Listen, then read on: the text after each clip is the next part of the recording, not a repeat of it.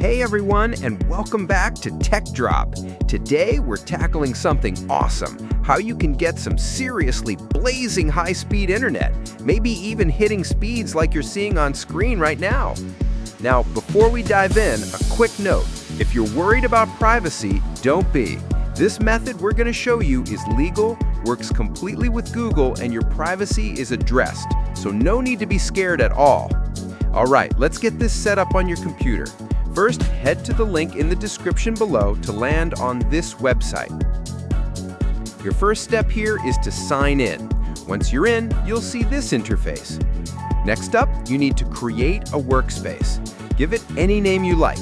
I'm selecting Android Studio Cloud here, demonstrating visually based on source action. Add your preferred name and hit the Create button. You'll see the workspace being created, and if a pop-up appears, just close it. Now, look for the small icon at the top. Click it, then select Show More Apps. Find the Google Chrome icon and click that. Confirm any prompts.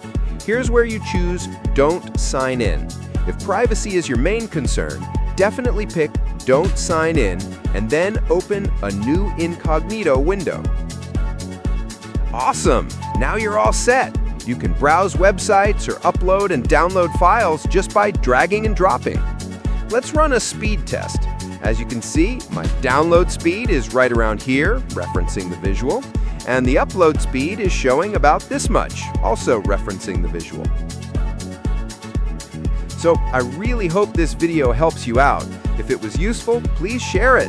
And of course, if you want to see more tech tips and tricks like this, make sure to subscribe to Tech Drop right now.